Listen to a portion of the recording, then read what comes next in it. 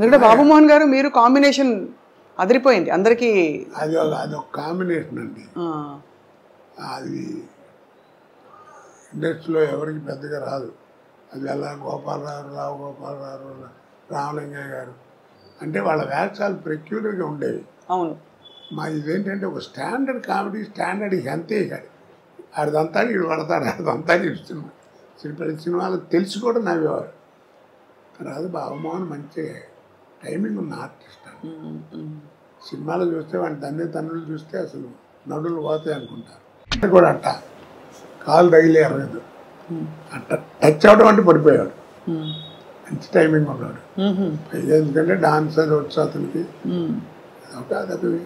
అది ప్రాప్తం. అది సార్ మీరు అన్నట్టు రంగస్థల అనుభవం, రేడియో అనుభవం, అది వాయిస్ మాడ్యులేషన్, హావభావాలు, బాడీ లాంగ్వేజ్ కొంతవరకు. కానీ డాన్స్, పౌరాణిక పద్యాలు ఇవన్నీ కూడా నేర్చుకున్నారా సార్ మీరు? నేను పౌరాణిక పద్యాలు నేర్చుకోలేదమ్మా. పౌరాణిక చిన్న నాటకాలు పెద్దగా వేయలేను. అప్పుడు పద్యాలు ఎలా మీకు? దాంట్లో పద్యాలు పెట్టలేదు, పెద్దగా పెట్టలేదు. ఓకే, అలా అలా పెద్దగా కాదు, పద్యం పెట్టుకున్నాను అంతసేపు. ఇలాగే ధూళిపాల గారు దుర్యోధనుడు అద్భుతంగా ఉంటుంది. అమ్మాయి సభ చేస్తుంది. ఆయన పాట పద్యం ఉండదు దాంట్లో. ఒక పద్యం చదివేవాడు, కౌరవ పాండవులు వెలుగు పెను కాలం చెరువు అయ్యి అని కృష్ణుడు. అది కూడా మామూలుగా చదివేవాడు. మీరు శాసనసభ్యులుగా ఒక టర్మ్ చేశారు. రాజకీయాల నుంచి అప్పుడు తర్వాత మీరు దూరం అయ్యారా, లేక అవసరం లేదు ఇంకా చాలించుకున్నారా? నేనే చాలు, అనవసరం ఇట్టాను దాంట్లో. నచ్చలేదా సార్ రాజకీయ జీవితం? బాగాలేదనిపించిందా? నచ్చలేదమ్మా, నాకు సూట్ కాలేదనిపించింది. ఎందుకంటే మీరు రాజకీయపరమైన వేషాలు చాలా వేశారు.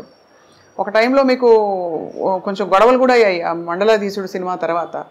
సో మరి రాజకీయాలు మీకు అసలు ఆ వాతావరణం నచ్చలేదంటారు. అయితే ఎందుకు నచ్చలేదు సార్? అంటే చాలామంది అదొక అవకాశంగా, అదృష్టంగా కూడా భావిస్తారు కదా. అంటే నేను పనిచేసినప్పుడు పాలిటిక్స్ అండి. ఇప్పుడు పాలిటిక్స్ ఆ ట్రిక్కులు నాకు రావు. మరి ఎందుకని దూరంగా ఉన్నా. అవును. కానీ అదే సార్ అనిపిస్తుంది, అంటే అంత గొప్ప జీవితం, గొప్ప అవకాశాలు మీకు వచ్చిన తర్వాత ఇప్పుడు మీరు టైం అంతా మీరు కుటుంబం నుంచి దూరంగా ఉన్నాను, కష్టపడి పనిచేశాననే ఫీలింగ్లో ఉన్నారు కదా సార్, బాధ. సో ఇప్పుడు మీకు మీ దేవుడు ప్రత్యక్షం మీకు ఏం కావాలని అడిగితే ఏం కోరుకుంటారు సార్? మీ ఇంకేమైనా? నేను ఎప్పుడు మనసులో ఉండే కోరిక ఒకటేనండి, నేను చచ్చేదాకా నటించాలి, చచ్చిన తర్వాత నటుడిగా బతకాలి. అది నా కోరిక. అది సార్, అంటే ఇవాళ చాలా అద్భుతమైన మంచి సందర్భం, మీ పుట్టినరోజు సందర్భంగా మాట్లాడుతున్నాం కాబట్టి మీరు ఎప్పుడూ చిరంజీవిగా మీ పాత్రల ద్వారా ఉండిపోతారు సార్ మనసుల్లో. అదే ఎప్పటికీ అలాంటి పాత్ర రావాలని నా ఉద్దేశం. అలాంటి పాత్ర అంటే ఎలా ఉంటుందో, ఎందుకంటే మీరు రాజకీయాలు, కామెడీ, ఏ టైంకి ఏ పాత్ర వస్తే అప్పుడు చెప్పలేం కదండి. అవును, కరెక్ట్. అది దానికి ప్రాప్తం ఉండాలి. ప్రాప్తం ఉండాలంటే చాలా గొప్ప విశేషం ఉంది. ఇప్పుడు రామావతారంలో ఆంజనేయ స్వామి అంత గొప్పవాడు, కలియుగంలో భక్తరామదాసు అంత గొప్పవాడు కదా. అవును. డబ్బులు లేవు, గుడి కట్టించాలనుకున్నాడు, గుడి కట్టించాడు, అప్పుల పాలు అయ్యాడు, జైల్లో పెట్టారు. వాళ్ళు కొడుతుంటే రామా రామా అన్నాడు తప్ప అబ్బా అబ్బా అనలేదు. అంత గొప్ప భక్తుడే రాముల వారు ఏం చేశాడు? తానిసాగి రామోజీ లక్ష్మణజీ వేషం వేసుకొచ్చి కంపెనీ వెళ్ళిపోయాడు, నటించాడు, తుర్ని వెళ్ళిపోయాడు. కింద సెల్లో ఉన్నాడు రామదాసు. ఎరా రామదాసు బాగున్నావా అని ఒక్క మాట అంటే బాగుండేది కదా, ఒక 10 సంవత్సరాలు ఆగి బతికేవాడు. మరి అంత భక్తుడే, మరి వాడికి ఆ ప్రాప్తం లేదు. ఇదంతా విధి నిర్ణయం అంటారు. అయితే భగవంతుడి నిర్ణయం. ప్రాప్తం ఉండాలి. నాలాంటి భక్తుడు మళ్ళీ రాముల వారిని అడిగాడు, ఏమయ్యా మరి కనపడితే బాగుండేది కదండి, పాపం ఒక్కసారి బాగున్నామంటే 10 సంవత్సరాలు బతికేవాడు హాయిగా, మీరు అలా వెళ్ళిపోవడం అన్యాయం అంటే, రేపు పిచ్చోడా, వాడికి నేను కనపడి ఏం చేయాలి, దేవుడు ఉన్నాడు అన్నాడు. నాకే అనుమానం వస్తుంది నా అవతారం మీద. గాలి, నీరు, భూమి అన్నీ రాముడే అంటున్నాడు. అసలు నా రూపం ఏంటో నాకు తెలియట్లేదు. నేను వాడికి కనపడి ఏం చేయాలి? వాడు తురుష్కుడు, వాడు దేవుడు లేడు అంటున్నాడు, అందుకని కనపడ్డాను. పైగా నువ్వు కనిపెట్టావు లేదో, నేను రామోజీ లక్ష్మణజీ వేషంలో వెళ్ళాను.